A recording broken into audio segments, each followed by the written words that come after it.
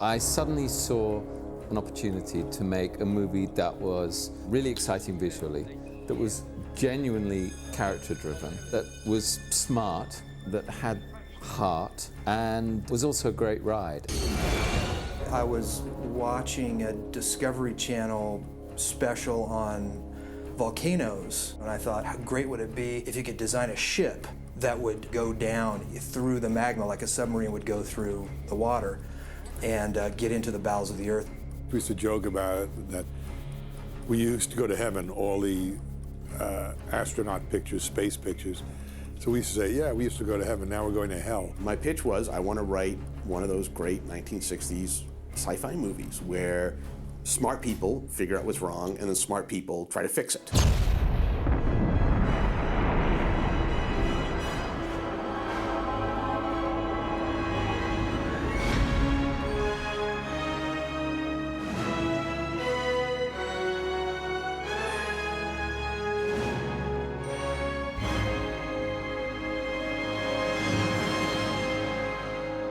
What we've tried to incorporate in the movie is everything that's currently known about the center of the planet, which is one of the great mysterious frontiers of our lives. It's almost totally unknown. It's, you know, there's a line in the script where the general says, well, we go to outer space, and Josh, this is actually an argument from a text. Josh says, outer space is easy, it's empty. There was all these great theories about what might be down there. Anti-mountain ranges, which would be analogous to the mountain ranges we have, only everything's upside down, and these giant magma bombs that were huge electrical charged balls of energy that were flying around down there. And no one really knew exactly what would be down there or what things would look like, but that was part of the challenge, which is to describe what, in theory, would be down there. The wonderful thing about making an inner space movie instead of an outer space movie is that nobody's done it before. The deepest anybody has in fact gone into the surface of our planet is actually 7 miles with a 2-inch drill bit. The layers of the Earth and what they might look like and the composition that's in the movie is literally as good as we know. Everything is extrapolated from real physics. The core of the Earth drives the electromagnetic field of the Earth. When that goes wrong, what are the symptoms? Electromagnetic burst. So the symptoms become the pacemaker idea, the bird swarm in Trafalgar Square. And you just, as a writer, sort of work inwards and find the weirdest, creepiest thing that you can find that's a representation of that. The thing I loved about the script is that the science was completely understandable. I felt that it could be told in a way that people wouldn't get lost. And the other thing I liked about it was that it wasn't like a bunch of stock characters. Jon Amiel had made it really clear to me and to the other actors that at all times, at all costs, the characters would be a major part of what the audience connected with. For the 22nd time in a row, everyone on Earth is dead.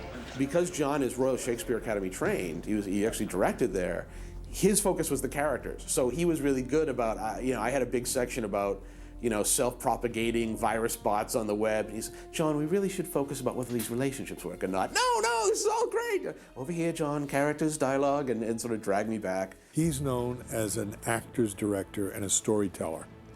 And if I hear him say one more time, and even in the visual effects, we have to tell the story. Every little thing is, what's the story we're telling in this scene, in this shot? A lot of times we get sidetracked in films of this type and the types of films that I get involved with, big event films and things like that look, overlook a little of those things. The first day I went and saw dailies, and I realized I was making visual effects on a movie that had great acting in it and great direction. I was 2 inches from him! I was 2 inches and I told you to put the door up and you didn't! I was screaming for you! Why didn't you do it? Because I had to make that decision. Fate or God? No! Damn it, you leave God out of this! Serge died so that we could complete our job. Oh, that's right, the job is saving the world. Not the whole world, Josh! Just 3 of them. I felt like I wanted to reclaim the visual effects movie for story and for people. It's not only the story, it's the fact that you like these people. You like them, you enjoy them, and then when things go wrong with them, you feel for them. There was a formula science fiction picture of Hollywood type, which, weren't very good because they follow the same ritualistic pattern. Basically, I feel the visual effects movies have been hijacked by visual effects. And people in them tend to be tiny chess pieces in the checkerboard landscape of the movie. My only hesitation was that we didn't want to rehash the genre, that we were going to give it something new and a little bit of a different perspective. When I started to think about casting it, I went to the very best actors I could think of. Aaron Eckhart doing a sci-fi movie? Hilary Swank? Delroy Lindo? Stanley Tucci? Alfre Woodard? I mean, who are these people in a sci-fi movie? I think a lot of that is to Jon Amiel's credit. You know, those people wanted to work with him because of who he is and what he had done before, and those people made the movie better than it otherwise would have been. So this Can you use a lot of that? I went to them saying, I want to make a truly character-driven visual effects movie. I want you, the actors, to drive this film, and I want to make it in the same way that we would if we were making essentially an indie movie. I want to rehearse, I want to improv, I want to do backgrounds on the characters. I want to try and create a sense of very real people living very real lives in a very difficult and surreal situation. We've got no communications. We're probably 800 feet down, but we might as well be 800 miles. We're in an unobtainium cigar tube with the sonar signature of a rock. We've got just enough power to make the ultrasonics burp, but no one's listening on those frequencies anyway. And nobody even knows we're alive.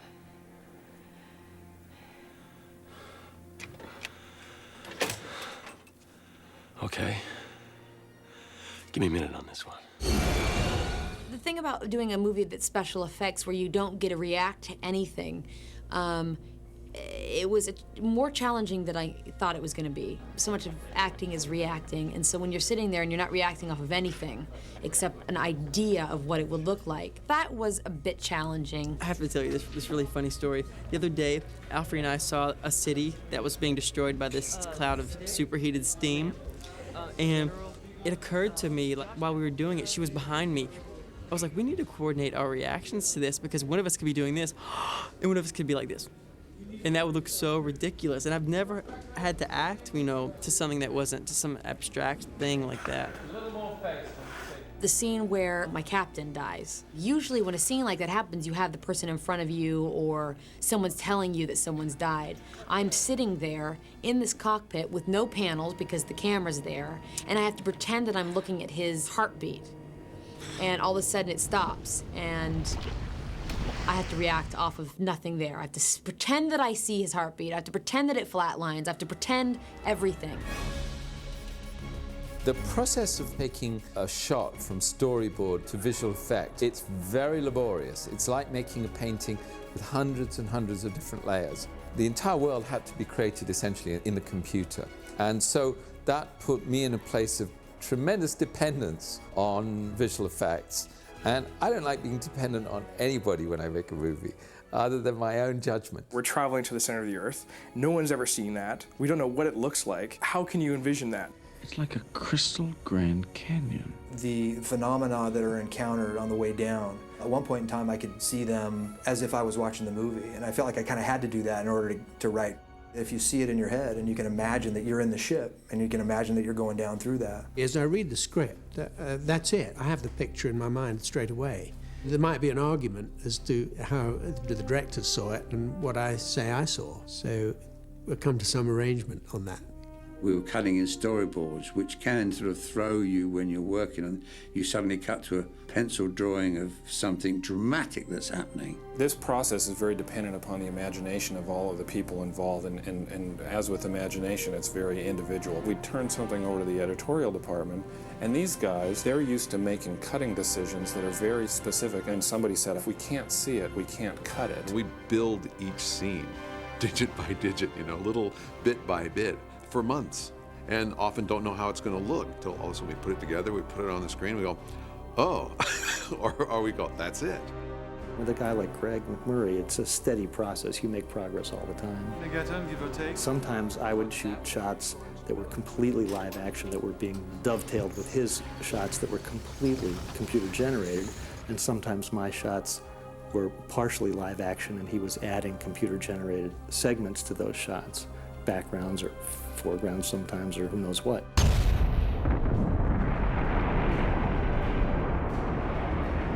The strength of the film, I believe, is the fact that Jon, with the visual effects, has made this rather special because of the fantastic performances brought to the film. Showings that we've had, the people all say that it's the first science fiction film in such a long time they see where they believe all the performances, they believe the cast. Everyone's seen a space movie, everyone's seen an underwater movie, nobody's done this yet.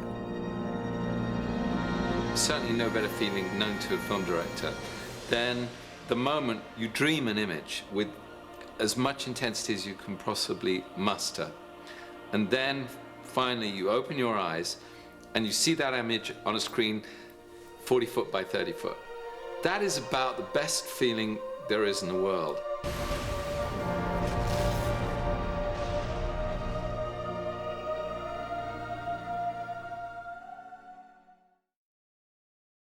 With a picture like The Core, everything starts out on paper as storyboards. The director sits with a storyboard artist, and we painstakingly go through every scene, and everything that we want to film and or create in the visual effects world is drawn on paper. In most films for live action, that's usually enough. We can take our storyboards out and we set up the actors, build sets, and film. In the case of The Core, we had to take it another step. We had to actually build so many scenes in this movie are built entirely in the computer. We would have had nothing to cut with until the last 3 weeks before we delivered the movie. So we put an animation team together from Frantic Films who followed us around while we were shooting. We had about 6 guys up there with their computers, chased us around all over the place, and we literally animated every visual effects scene, these what we call previs pieces. Sometimes we call it an animatic. An animatic strictly is a storyboard. We take a sequence of still images and play them back so that you can watch it and pretend it's sort of moving. What we do is we take that further by actually creating animation in 3D. So it's sort of a three-dimensional sketchbook of what you might see and what you might create. And I think the big difference in this show in terms of previs was a lot of previs in other shows is just very simple wireframe. It's dummy objects and very just the outlines. And on this show, what Greg had us doing was something a little bit more. It was look development. So a lot of our stuff, ended up helping to mold and create what the final look of scenes were. And we worked closely with the art department as well. And so our renders had color and depth and vibrancy, where instead of just a mock-up of boxes showing how a scene might come together, it was actually trying to direct the scene. So it was an interesting take on traditional previs. The benefit to that was tremendous because when I went to the various vendors we used, I actually had animated examples of what I wanted them to do, which allowed them to get right to it a lot quicker, which is, time is everything when you're making movies. It's an art, but we got to do it fast.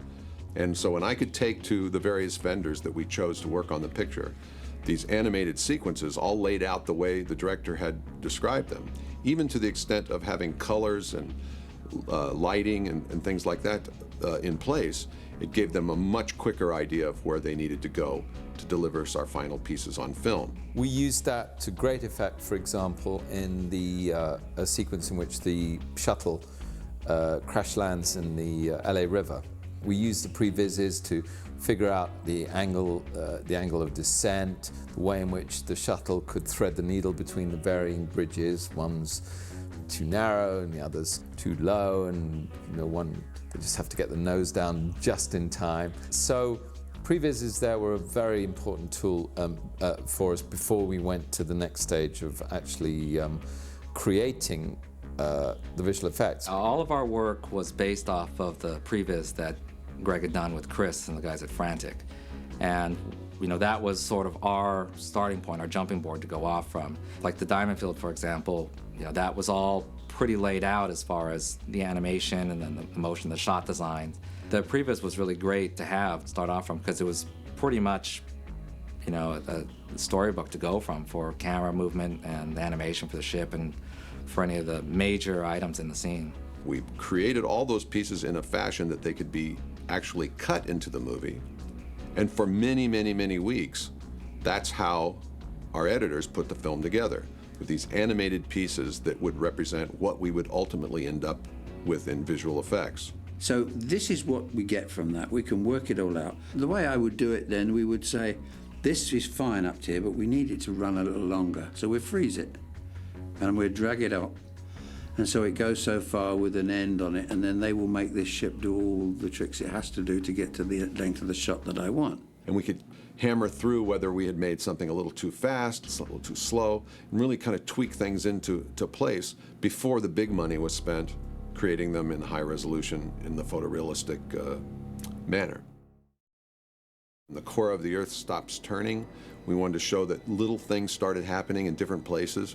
It was something so that Josh Keyes could figure out, oh, that's what's wrong. How do birds navigate? By sight. No, the long-range stuff. Magnetic fields. Little ions in their brains align with the magnetic field of the Earth. No birds were hurt in the filming of this sequence.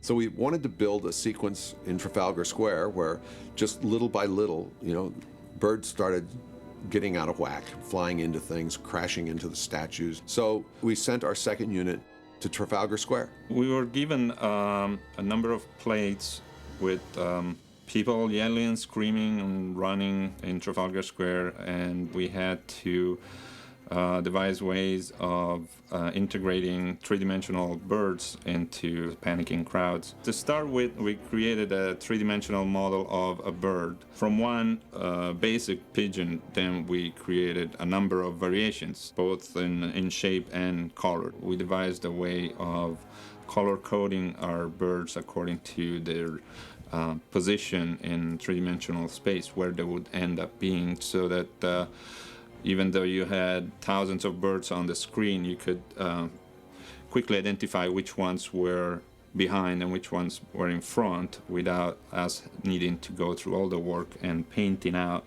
and matting out the crowds before the animation was approved by the director. You simulate birds crashing into cars and walls. We created a 3D replica of certain buildings or certain objects that were in the scene, and added the capacity for the birds to basically react to these three-dimensional objects. I mean, birds were flying in space and suddenly they would hit something. Using our flocking system that we devised, a bird was able to understand when it was hitting an object, and then it would trigger hit and fall and die behavior, basically. To create the entire sequence, it took us about 6 months of work, and we were about a crew of 8 to 9 people full time, and it's about 34 shots.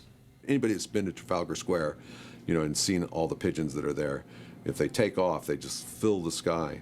So there's a certain amount of realism, no matter what we have the birds doing, there's a certain amount of realism that we had in those shots anyway.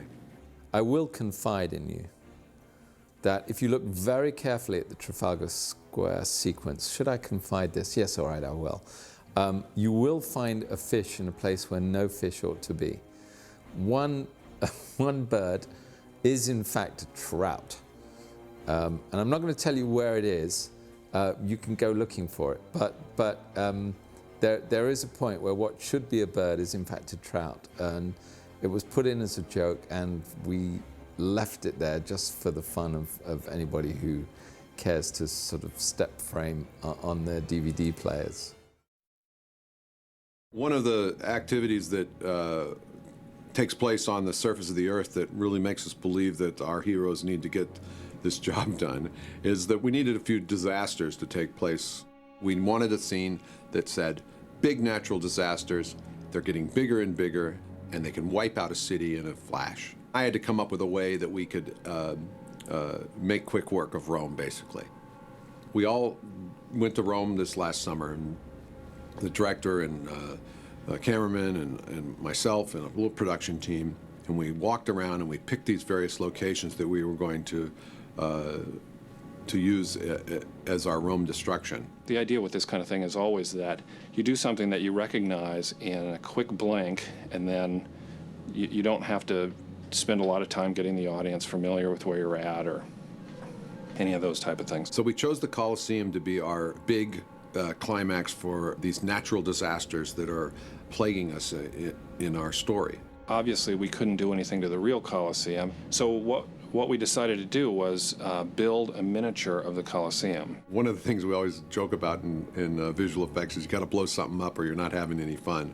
So I was really looking forward to this. We built a very large-scale model of the Colosseum. And this was built in a parking lot out in Van Nuys. It was built out of plaster and various materials that miniatures guys use to build these things, and painted and detailed to look as much like the real Colosseum as possible. It was 80 feet across, 30 feet tall, and loaded with just miles of primacord. Plates were shot in Rome in the exact angles that we wanted to have the Colosseum depicted. The model was placed in that exact angle. We shot it with 6 cameras. Everybody got out on the parking lot, put their hands over their ears, and we pulled the plunger. And in about a quarter of a second, what took people 6 months to build was gone. In the main shot of the Colosseum blowing up, there's probably 40 or 50 elements that go into making that. One of them, of course, is the original photography of the Colosseum with a bunch of people running around. The second main piece in that is the photography of the miniature blowing up. Then you start to get into a bunch of little nuances of what's going to happen, and all of the little details that really seam it together and make it seem like it's a real thing. You can see a little bit of the sky in the background. We needed to have lots of lightning bolts going on and, flashes in the clouds and all of those kind of things. We used 2 types of lightning in this film. In our sequence, we used traditional hand-drawn animation, which is very articulate and very detailed, very specific. We also used computer-generated lightning bolts, which were modeled very similar to the way real lightning bolts go. Of course, they fork and they get skinnier and they do all of those type of things. So what we started with was this beautiful photography of these classic Roman kind of tourist photos, and we ended up with this dark, flashing, loud destruction everywhere. When you see pieces all come together from so many different places, I've shot plates halfway around the world, and you bring it back, and then some guy's building a model, and you take it and line it up, and it suddenly fits into the space that you planned. You got to be happy. You're happy when it works at all, and then when you see that it works in the course of the story, it's even more exciting. Golden Gate Bridge was a fun sequence because it's always thought of as being this big beauty icon for San Francisco.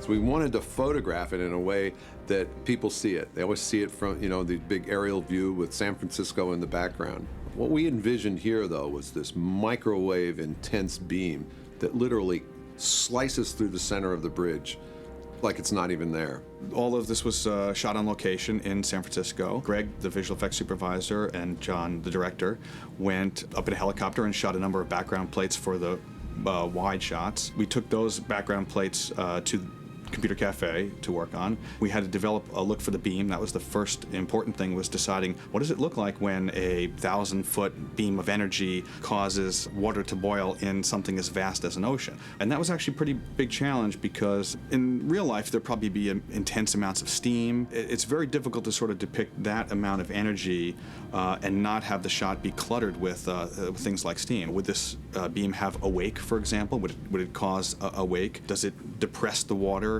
How much bubbling would we see inside, and how much steam would it give off? We developed numerous pieces of art, which we showed to Greg and Jon, the director, and ended up getting approval for the look of the beam.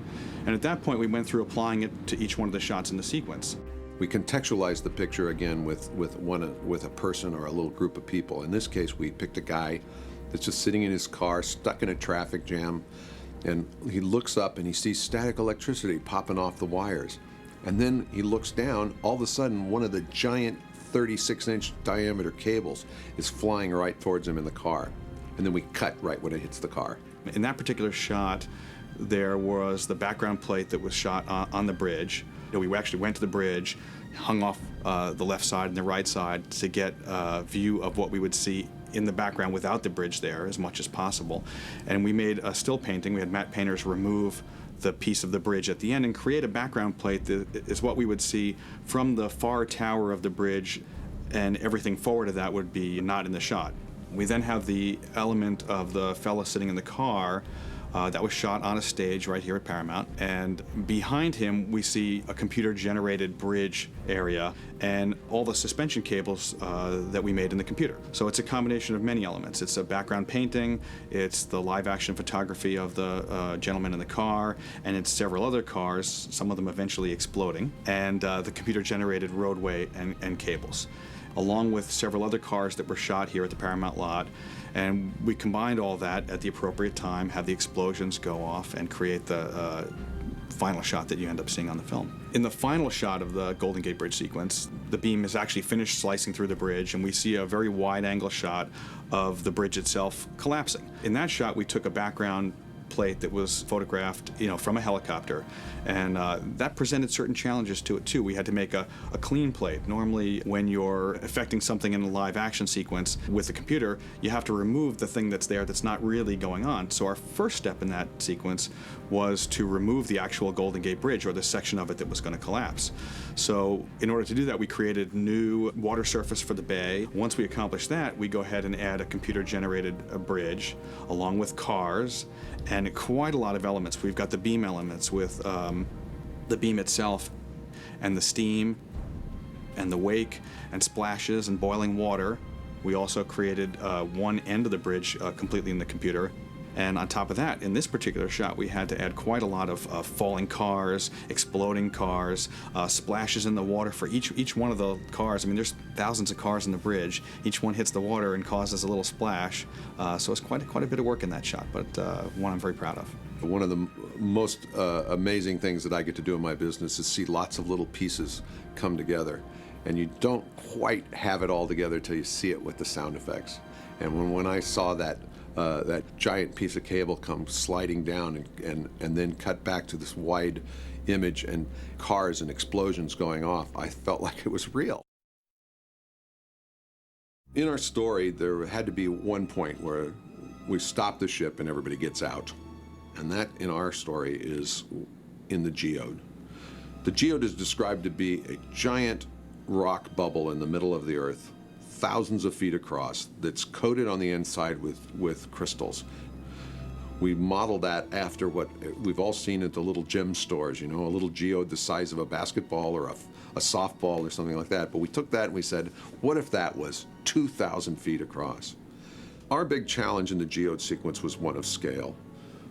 Jon wanted to depict this crystal as something a couple of thousand feet across, and here we are on some little stage out in the middle of nowhere with a ceiling that's 20 feet tall and not nearly the resources we need to build the size set we want in the story. We don't have a ship that's 165 feet long. We don't have something the size of a submarine that we can push and slide around and see what happens.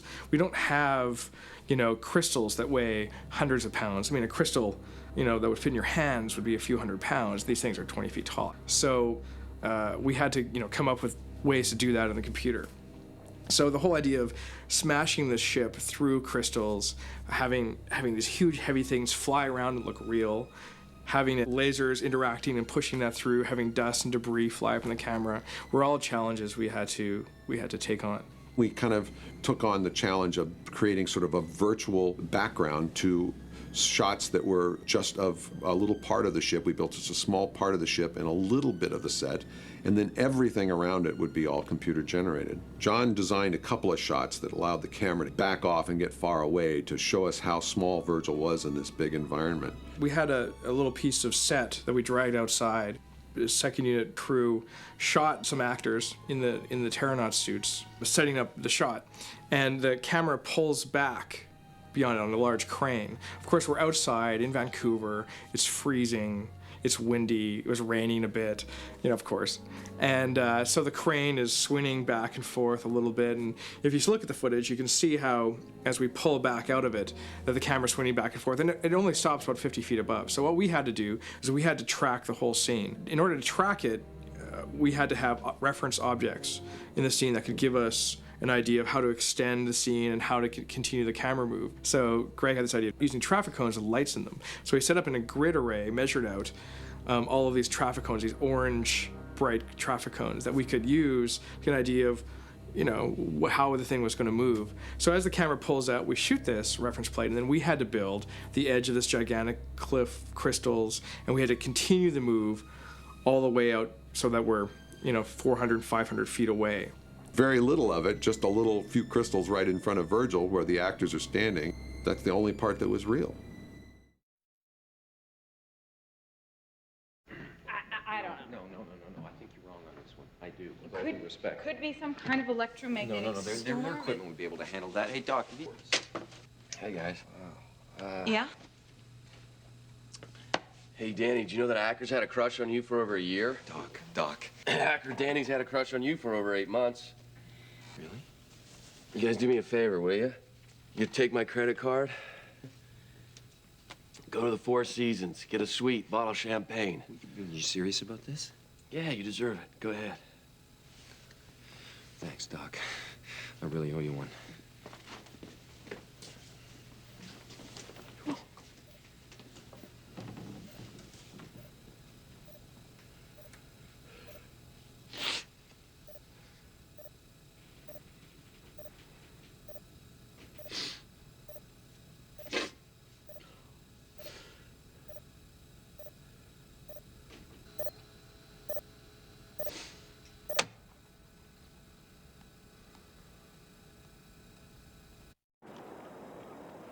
Okay, this is the basis of the boring mechanism here. Boring is right.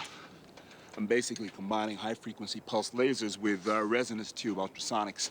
Let's see, if you've ever seen ultrasonic waves break up a kidney stone on the Discovery Channel, it's the same deal. I don't watch the Discovery Channel. The you do, laser really? melts the rock and the ultrasonics just break it apart. All right, just get on with it. We're not children. You might want to put your helmets on there. Really? We have to put these on? Yeah. Oh, God. Let's see. Okay. Ready? What? Over the, that's it. And then visor down. All right. You want to help? Sarah, do you mind? That's good. No, I don't. Thank you. Careful. Okay. Good. Thank you very much. That's And, good. okay, you all set? Hold on. Wait a moment. Safety first. All right. We are firing. Is it safe to take these off now after Yes, that cataclysmic event? Yes. As you wish. Good.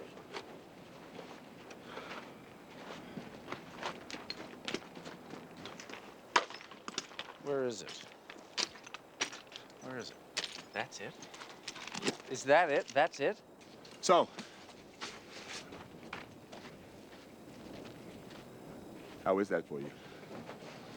Well, I mean, it's a little, isn't it? It is 70 feet deep. 70 feet deep, really? 20 years. And this is as far as you've gotten? Actually, I got a little farther. You can float us down now? Yeah, we might as well start getting buckled up. Dr. Keys, still ready for you. I'm on my way. Can't wait. All right. Yeah, all right?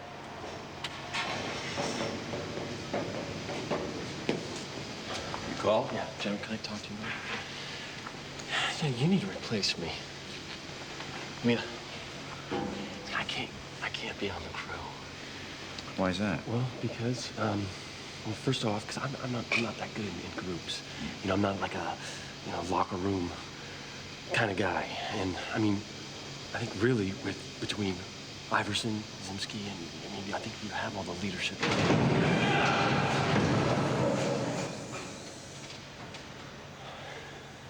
that you need down there. And, well,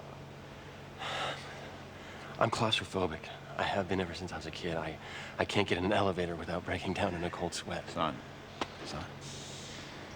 I was afraid of bullets, but they still sent my ass to Vietnam. Yeah, but... No, keep up the good work.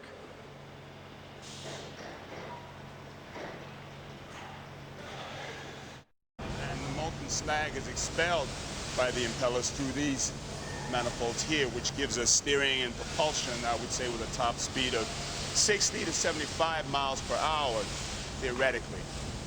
Then the question becomes, how do we prevent this molten material from solidifying before 200 feet of ship have passed all the way through? Well, I thought about that. Here's the problem with this. Here, I have built back there, and yes, we are using lateral lasers. But you, well, wait, one at a time, one at a time, one at a time. No, okay, no, absolutely not. No. Look, you do this times 3.2, then you're going to... No! No! Yes, of course! That's ridiculous. You can't do Times 2.5 at the... That really isn't... more. I've got about 15 across. Yeah. That's what you really... No! That is wrong! No! That's absolutely wrong! Yeah. Keep up your strength. Yeah, I think that should do it. What do you think?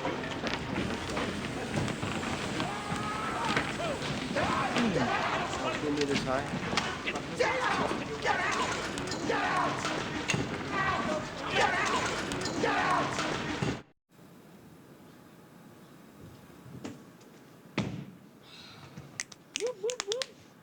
Why?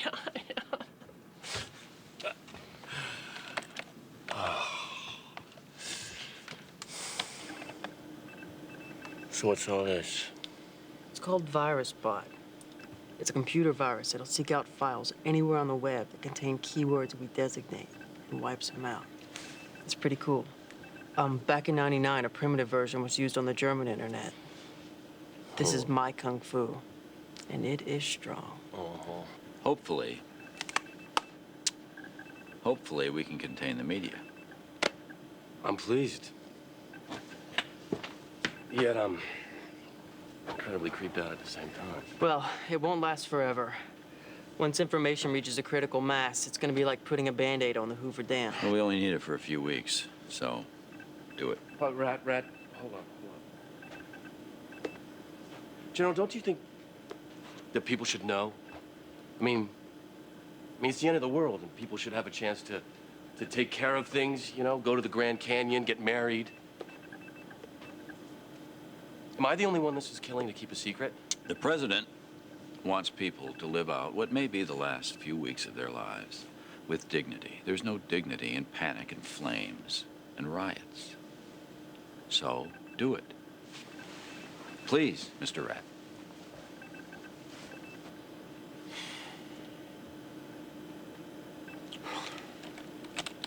Thank you. Wow. That guy reminds me of my dad. Yeah, mine too. So what's all this about? Well, have you ever heard of Project Destiny? No. Okay. So I'm doing this search on every Deep Earth project like you asked. When I bonk into this one site with a reference to a Project Destiny, all records deleted. Oh, so it's a dead end? Silly rabbit, delete is for kids. No, somebody tried to hose all the data, but I found some. Project Destiny, it's underground skunk work, some sort of deep, dark, secret government mojo. You dig? Yeah, I dig. And dig it up. All of it.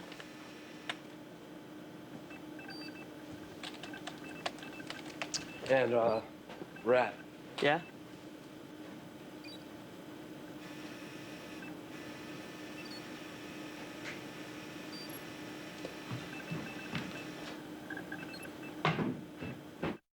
That's, you know, be that as it may. Right. The thing to understand here, the most important thing, that the suits are blended with the unobtainium. Yeah, wait, what? I said they're blended with unobtainium, which means they're not going to save us from a full pressure breach, but you can walk through your average lava flow with no problem. I can't believe that. I'm sorry. Yeah, I tested them on myself dozens of times at this point. They work very well. They work very fine. Dozens of times at this point. I mean, it's absurd. Does anyone else feel uncomfortable? Does anyone else feel like the Tin Man, or am I the only one? How are you supposed to walk in this? And then you walk into the lava flow. You're safe from the lava flow. Oh, and what do you go? No!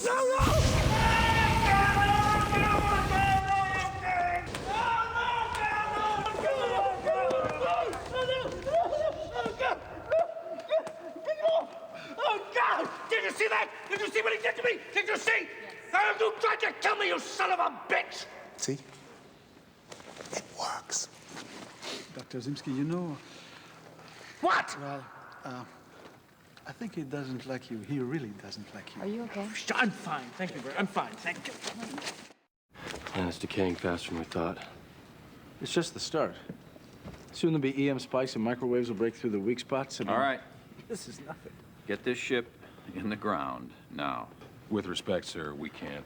Why not? The ship is ready. I beg to differ. This crew isn't ready. We go now, we will fail. I concur with Commander Iverson. Commander, I'm sorry. You know, this crew will never be ready. The crew is not. If we go now, will never be ready. We need more time. I agree with Serge. I mean, listen, hey, you guys, we might as well go now. It's not like we're improving. Completely deluding yourself. Okay, folks, pack your bags. You're going to work. Grass, we do this.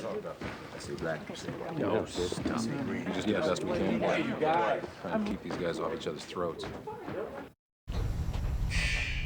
That's the breach alarm. You okay? Yeah. Go.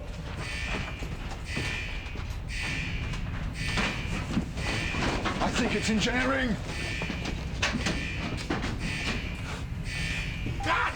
Shit! Oh!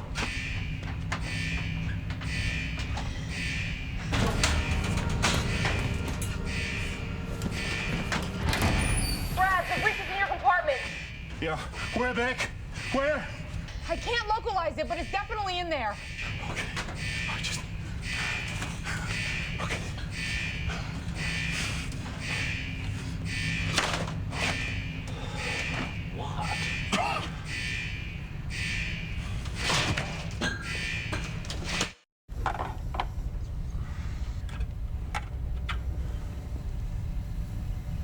Okay, go now. Nope. Go now. No. Damn. Can't find it. Working. It's working? Yep. What do you mean it's working? Hey, where'd you learn that at astronaut school? Worked on the Millennium Falcons. Oh, looks good. I'm Neil Armstrong. You heard that? Mm-hmm. What do you mean by that? Every astronaut wants to be the first to go where no one's ever gone. But, you know, for the ones my age, it's all been done. First to break the sound barrier, first into space, first on the moon. There's no frontiers left. Till today. Mm-hmm. Today I'm Neil Armstrong. I get it. I didn't get it. I completely missed the point.